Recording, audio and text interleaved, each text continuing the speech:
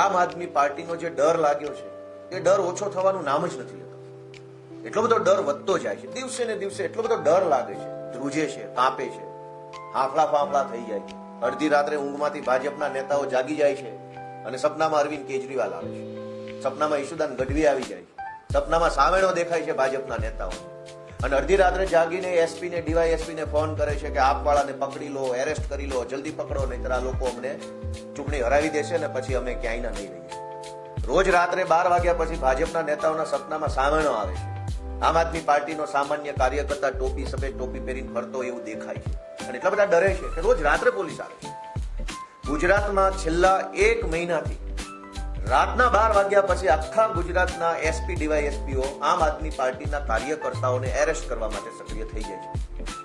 માત્ર છેલ્લા 3 દિવસની ઘટના કહું તો 2 દિવસ પહેલા કોડીનાર પોલીસ, પોરબંદર પોલીસ, સુરેન્દ્રનગરમાં જોરાવરનગર પોલીસ, ગઈકાલે રાત્રે ભાવનગર પોલીસ, એની પહેલા જામનગર પોલીસ.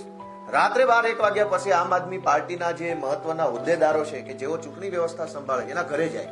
રાત્રે 12-1-2 વાગે તમારો આધાર કાર્ડ લાવો, ચૂંટણી કાર્ડ લાવો, મોબાઈલ લાવો, તમારા મોબાઈલમાં ઉમેદવારોનો ડેટા હોય લાવો, કોણ કોણ ઉમેદવાર બનવાના છે, કઈ તાલુકા જિલ્લા સીટના છે, બધું આપો અમને. અને પછી દાબ ધમકી કરે છે. રોજ રાત્રે ભાજપના નેતાઓને 12 વાગ્યે સપનામાં સાવણો આવે છે, કેજરીવાલનો ચહેરો દેખાય છે અને તરત પછી પોલીસને મોકલે છે અને પોલીસ રોજ રાત્રે આમ આદમી પાર્ટીના કાર્યકર્તાઓ પર ખોટી એફઆઈઆર કરે છે. અને ખોટી એફઆઈઆરમાં પણ એક પેટર્ન છે. એટલો બધા ભાજપ વાળા ડરી ગયા છે અમારાથી.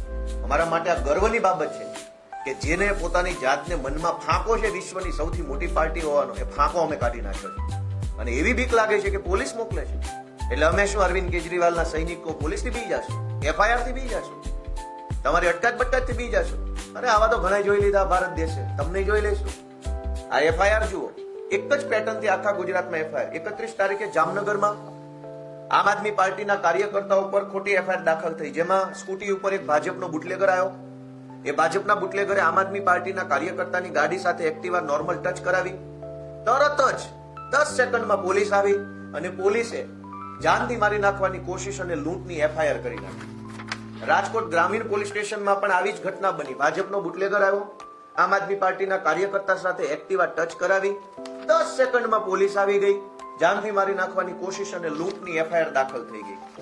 આ રીતે દેવભૂમિ દ્વારકા જિલ્લામાં એક્ટિવા ઉપર ભાજપનો બુટલેગર આવ્યો, એને આમ આદમી પાર્ટીના કાર્યકર્તા સાથે સહેજ ગાડી ટચ કરાવી, બોલાચાલી ઝપાઝપી થઈ, તરત પોલીસ આવી, જાનથી મારી નાખવાની કોશિશ અને લૂંટની એફઆઈઆર દાખલ થઈ. ભાવનગરની અંદર સાંજના સમયે એક ગાડી આવી, ગાડી નોર્મલ ટચ થઈ, બોલાચાલી થઈ, તરત જ પોલીસ આવી, જાનથી મારી નાખવાની કોશિશ અને લૂંટની એફઆઈઆર આમ આદમી પાર્ટીના કાર્યકર્તા પર થઈ. જોરાવરનગર પોલીસ સ્ટેશનમાં પણ કમલેશભાઈ કોટેચા, અતુલભાઈ વેગડ, અમારા કેન્ડિડેટ દીપકભાઈ ચિહલા, આ બધાની વિરુદ્ધમાં મોટામાં મોટી કલમો લગાવી અને ગંભીર ગુનો દાખલ કર્યો. દેવભૂમિ દ્વારકામાં બીજી ખંભાળિયામાં એક એફઆઈઆર થઈ કે જેમાં ઈશુદાનભાઈ ગઢવી આ ખોટી એફઆઈઆર ની વિરુદ્ધમાં પહોંચ્યા તો એમની વિરુદ્ધમાં પણ એફઆઈઆર થઈ ગઈ.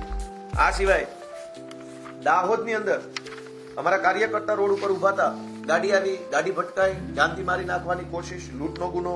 સુરેન્દ્રનગરની અંદર અમારા કાર્યકર્તા પુનિતભાઈ છે, એના ઉપર પણ જાનથી મારી નાખવાની કોશિશ, લૂંટનો ગુનો.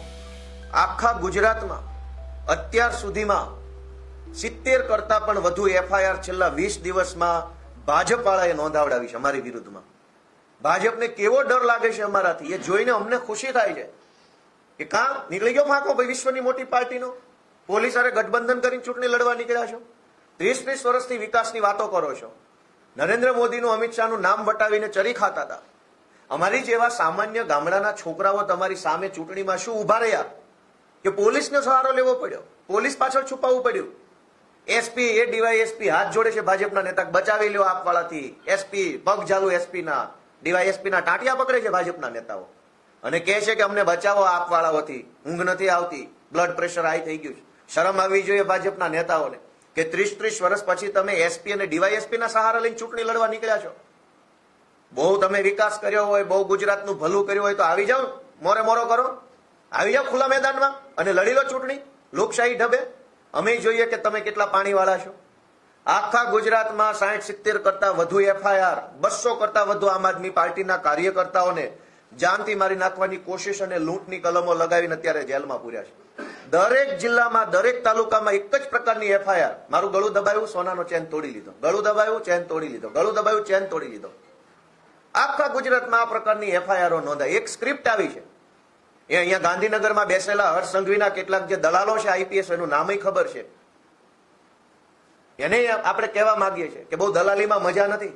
સરકારો બદલાઈ જશે ને તો મોઢું છુપાવવાની જગ્યા આખા ગુજરાતમાં નહીં મળે. અમે બધું જાણીએ છીએ કયા આઈપીએસઓએ આ દલાલી ચાલુ કરી છે હર્ષ સંઘવીની. એટલે ભાજપના નેતાઓને ખુલ્લેઆમ કહી દઈએ છીએ કે કઈ વાંધો નહીં, તમારે પોલીસ સાથે ગઠબંધન કરીને ચૂંટણી લડવી છે, કશો વાંધો નહીં. અમે અરવિંદ કેજરીવાલના સૈનિકો છીએ, બતાવી દઈશું કે અમારામાં કેવો દમ છે. અમે આ ગુજરાતની ધરતીનું ધાવણ જાવીને મોટા થયેલા માણસો છીએ. એમ નહીં ફાટી પડીએ. વિશ્વની કહેવાતી સૌથી મોટી પાર્ટી, ટેન્ડર બેઝ પાર્ટી, બહુ મોટું નેટવર્ક, પાને પાને પ્રમુખ, અને સહારો લેવો પડે છે પોલીસનો. ક્યાં ગયા તમારા પેજ પ્રમુખો? ક્યાં ગયા તમારા સંગઠનના હોદ્દેદારો? ક્યાં ગઈ તમારી મજબૂત પકડ? કશું જ પકડ ફકડ કઈ છે નહીં. પોલીસનો દંડો, એફઆઈઆર ની જુલમ, એફઆઈઆર ની દાદાગીરી, જેલનો ડર બતાવી અને ચૂંટણી જીતવા નીકળ્યા છે.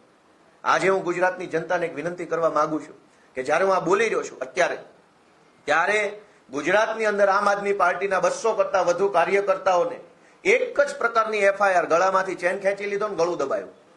આ એક જ પ્રકારની એફઆઈઆર કરી અને અમારા કાર્યકર્તાઓને એરેસ્ટ કર્યા છે.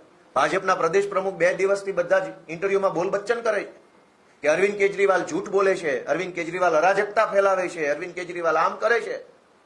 અરાજકતા તો તમે ફેલાવી છે પોલીસમાં હાથો બનાવીને. રોજ રાત્રે 1:30-2 વાગે અને ગુજરાતભરના 4-5 અલગ અલગ જિલ્લાઓમાંથી સમાચાર આવે કે એલસીબી, એસઓજી, ક્રાઇમ બ્રાન્ચ વાળા ઘરે આવી અને માથાકૂટ કરે છે.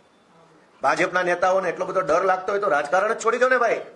ક્યાં તમને કઈ કોઈ સોગંદ આપ્યા છે કે કરવું જ રાજકારણ? રાજીનામું આપો, જાઓ કઈ કામ ધંધો કરો, ખેતી વેતી કરો. રાજકારણ કરવું છે પણ પોલીસની પાછળ છુપાઈને, પોલીસને આગળ કરીને પોછે પાછળ રહેવું છે. આ રાજકારણ નહીં ચાલે. અરવિંદ કેજરીવાલજીએ ગુજરાતના મુખ્યમંત્રીને હમણાં પત્ર લખ્યો કે ભાઈ આ તમારા ભાજપ પાર્ટી ડરમાં ને ડરમાં અમારા કાર્યકર્તાઓ પર ખોટી એફઆઈઆર કરે છે, તો મારે તમને મળવું છે, સમય આપો. તો કેમ સમય નથી આપતા?